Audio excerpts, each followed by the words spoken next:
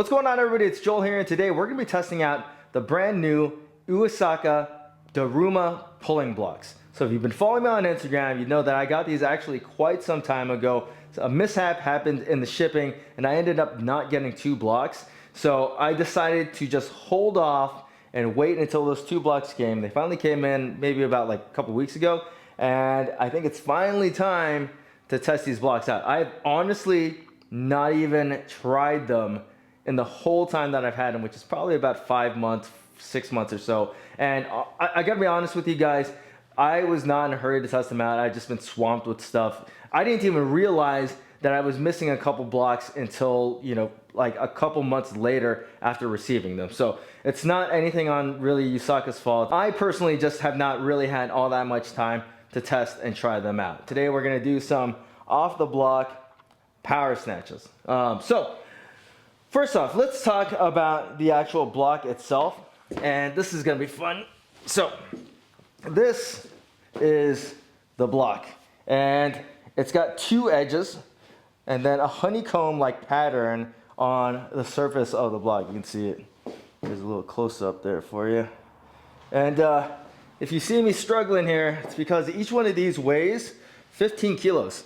They're made out of pure rubber. On the reverse side, there is a little dimple pattern. What I'm assuming is that that is probably that way to disperse like the sound and vibration from dropping onto these blocks.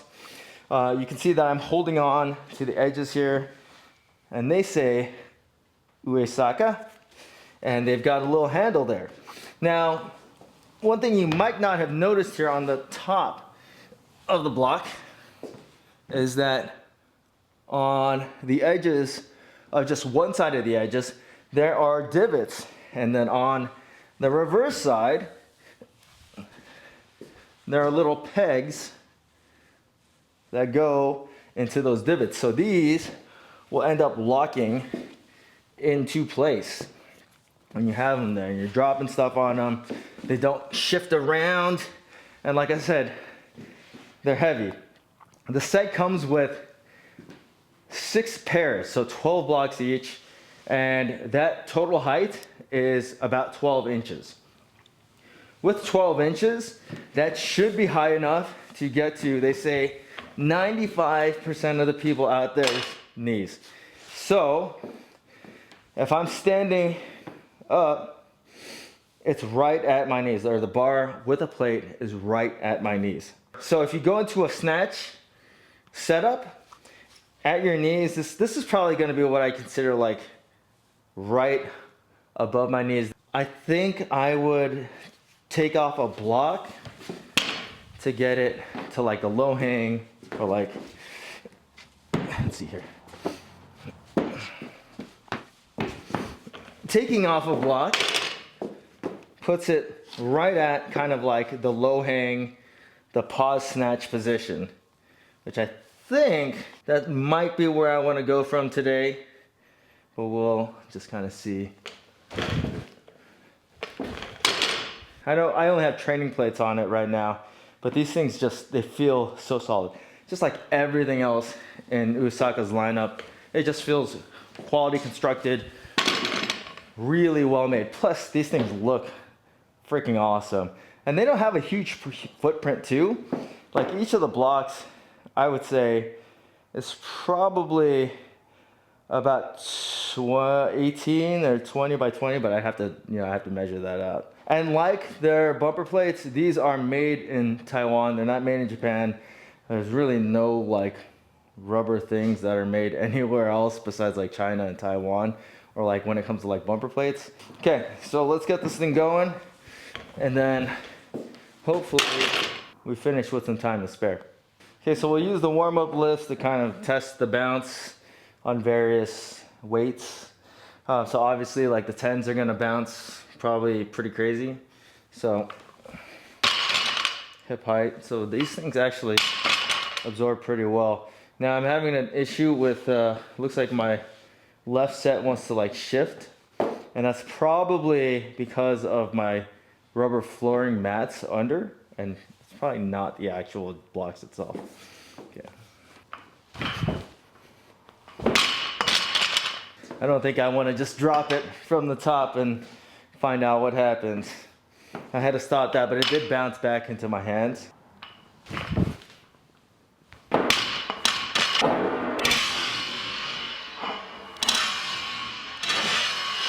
Okay, so they bounce, but they don't bounce like that crazy. So yeah, I have it set at the, I guess the hang position, which is all the blocks, so 6 on each side. And I am 5'8", 5'9" on a good day.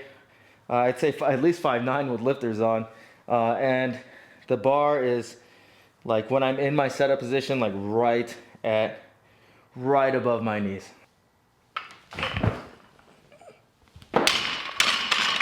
Okay, so that one I didn't really stop. Yeah, it bounced a little bit, but not like a crazy amount.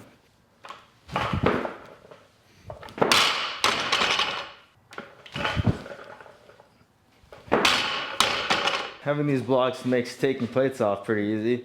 Just slide it off.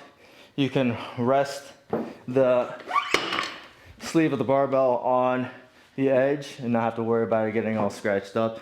Like if you were using like metal blocks, or I mean, I guess wooden blocks wouldn't really scratch, but wooden blocks, you know, those are usually never nice.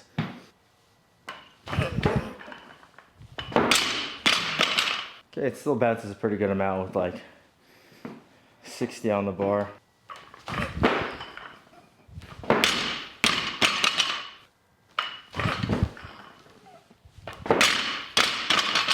Another nice thing about these is that even though they are like relatively heavy, 15 kilos each, the package is pretty easy to move around. Like, because you can just pick it up, move one around, and that decreases the amount of bulk that you need to carry. So you need to carry something from one side of the gym to another side of the gym.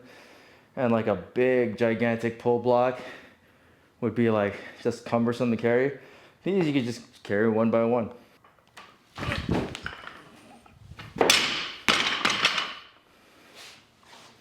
Okay, so I'm getting some marks on the top. I mean, you're gonna get a little bit of rubber on rubber rare, but it's not gonna destroy these things.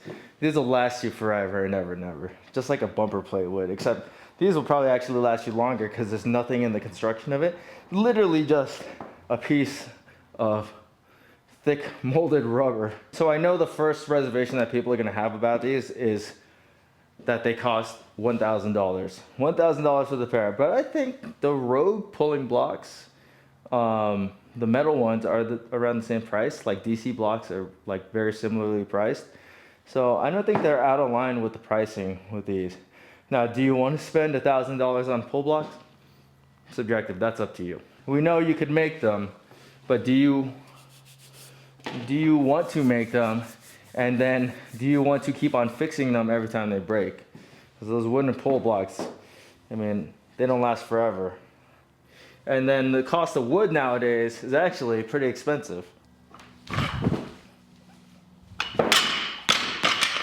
So is it worth your time and material to make wooden pull blocks? For me, it is definitely not.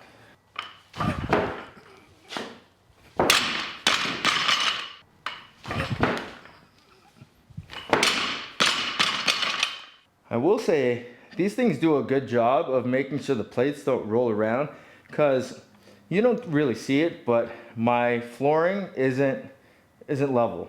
It definitely does have a lean backwards or a slope backwards towards the outside, but the honeycomb pattern on the surface of these blocks is holding it in place. It's a very small decline, but it's noticeable, especially when you're snatching.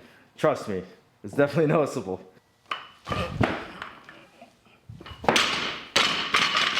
So yeah, they haven't really shifted much more than where they were, and I think it's because the base of it is now kind of like pushing into the wood. It's not like able to shift inwards more.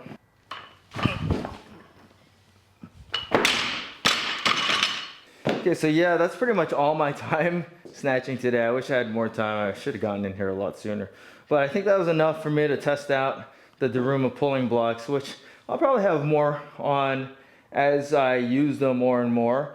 But as far as like first impression review. The one thing that I have to tell you is that just like all of Uesaka's products, the Daruma pulling blocks are just super high quality. They look very nice. They're built exceptionally well. Like, pick one of these up, you'd be like, damn, that thing is solid. It really is a solid piece of rubber. And then the fit into the next piece and the next piece and the next piece is also like on point. Like, these things, if it wasn't for the flooring under them, these things would be like solid and they would probably not move at all. There's a little bit of like movement in the actual like slot and peg that goes into the slot. So they're not like perfect in that regard. But it's, you know, the shift is maybe a half a centimeter. So it's not going to throw off where you drop the barbell down to. So I wouldn't be worried about that. You know, the one thing that you have to like really think about is how often are you going to use a set of pull blocks, and does that warrant spending $1,000 on pull blocks? And if you're a weightlifter, I would assume that you're weightlifting quite a bit and that's what you do, and then $1,000 would be a pretty easy buy for you if you're looking for a high quality pair of pull blocks that are just going to last you forever and ever and ever. And then if you ever were to find yourself sick of doing weightlifting, or you, God forbid, hurt yourself or something, and you needed to sell these guys, trust me, there's a ton of people that'll be lining up to buy your pull blocks, because I put up like something that was for sale in my garage gym and these were in the background, and I can't tell you how many messages I got to ask to buy my pull blocks. So these will sell absolutely no problem. So right now I'm gonna leave it at that, and look out for Uesaka's Black Friday deals. These things might be on sale. I don't know. I haven't heard. But that's where I got my barbell from. Back in the day, I got it for like $700. The best $700 I ever spent in my life, and I'll never, ever get rid of my Uesaka competition bar. It's like my favorite bar of all time. If I could only keep one bar forever, it'd be that bar. And then also my D-Warrior plates. I'm never getting rid of those too.